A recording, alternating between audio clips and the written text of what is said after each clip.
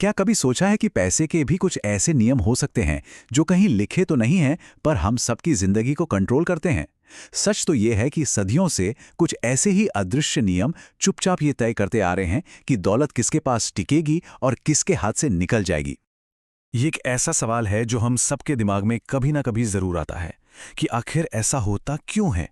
क्यों कुछ लोग हमेशा अमीर बने रहते हैं जबकि बाकी लोग चाहे कितनी भी जी तोड़ मेहनत कर लें बस संघर्ष ही करते रह जाते हैं। आप देखिए, इसका जवाब किस्मत में नहीं है, न ही ये कोई बड़ी साजिश है। इसका जवाब छुपा है पैसे के 3 बहुत ही बुनियादी नियमों में, जो सदियों से बिल्कुल वैसे ही काम कर रहे हैं। तो चलिए आज इन्हें एक एक करके समझते हैं। तो चलिए सीधे मुद्दे पर आते हैं और समझते हैं पहला और सबसे बुनियादी नियम। ये वो नियम है जो उस पैसे की असलियत बताता है जिसे आज हम और आप हर रोज इस्तेमाल करते हैं। ये है ग्रेशम का नियम।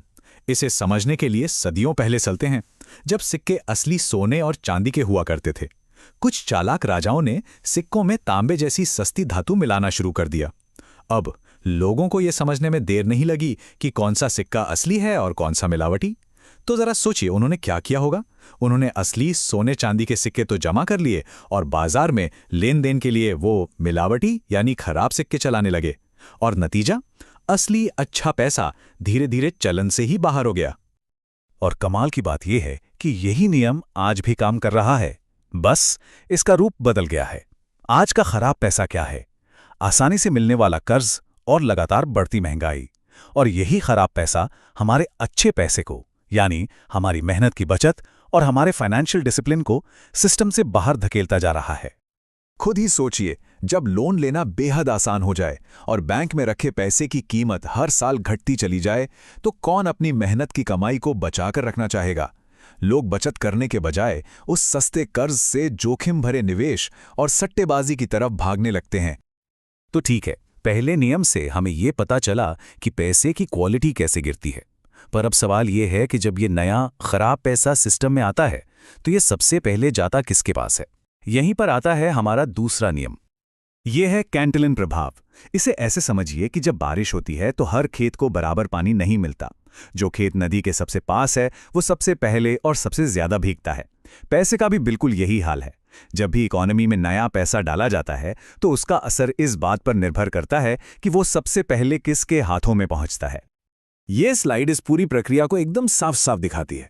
सबसे पहले सेंट्रल बैंक नया पैसा बनाते हैं, लेकिन रुकिए, ये पैसा सीधे हमारी जेब में नहीं आता। ये पहुंचता है बड़े बैंकों, बड़े कॉरपोरेशनों और अमीर इन्वेस्टर्स के पास। वो लोग इस पैसे से फॉरेन प्रॉपर्टी, स्टॉक और दूसरी संपत्ति खरीद लेते हैं, जिससे इनकी कीमतें आसमान छूने लगती हैं। और जब तक ये पैसा घूम फिरकर एक आम नौकरी करने वाले इंसान की सैलरी तक पहुंचता है, तब तक बाजार में हर चीज की कीमत यानी महंगाई पहले ही कई गुना बढ़ चुकी होती है। इसका सबसे जीता जागता उदाहरण है 2008 की मंदी के बाद जो हुआ। अमेरिकी फेडरल रिजर्व ने खरबों डॉलर सिस्टम में डाले। नतीजा, अमीर लोग जिनके पास पहले से ही स्टॉक्स और प्रॉपर्टी थी, उनकी दौलत 3 गुना हो गई। और एक आम इंसान, उसकी सैलरी सालों तक वहीं की वहीं रही, जबकि महंगाई आसमान छूती रही। तो हमने देखा कि पैसा कैसे बनता है और कैसे वो अमीरों तक पहले पहुंचता है। अब आते हैं तीसरे और आखिरी नियम पर, जो बताता है कि इस पूरी कहानी का अंत क्या होता है।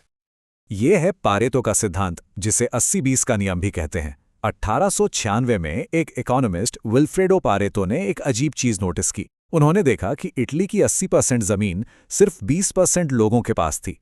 और हैरानी की बात यह है कि ये आंकड़ा हर जगह, हर समाज में, हर दौर में लगभग एक जैसा ही रहा है। ये चार्ट ये बस आंकड़े नहीं हैं, ये इस कड़वी सच्चाई को बिल्कुल साफ साफ दिखा रहा है।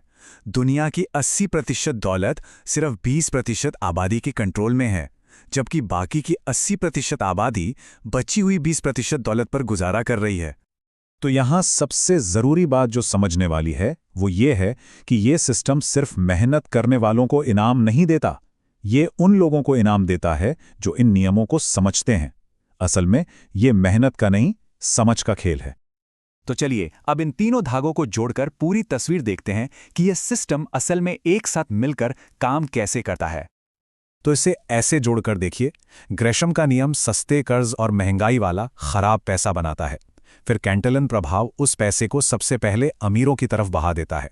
और इसका नतीजा क्या होता है? पारेतो का सिद्धांत, यानी दौलत का 80% हिस्सा 20% लोगों के पास सिमट कर रह जाता है। ये तीनों एक दूसरे से जुड़े हुए हैं। और यही वो वजह है कि जब भी कोई आर्थिक संकट आता है या सरकार कोई राहत पैकेज का ऐलान करती है, तो नतीजा हमेशा एक ही रहता है। सिस्टम कुछ इस तरह से बना है कि अमीर और अमीर होते जाते हैं और बाकी लोग पीछे छूटते जाते हैं।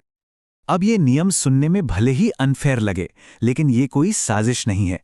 ये तो अर्थव्यवस्था के प्राकृतिक नियम है, बिल्कुल गुरुत्वाकर्षण की तरह। आप उसे पसंद करें या ना करें, वो तो काम करता ही है।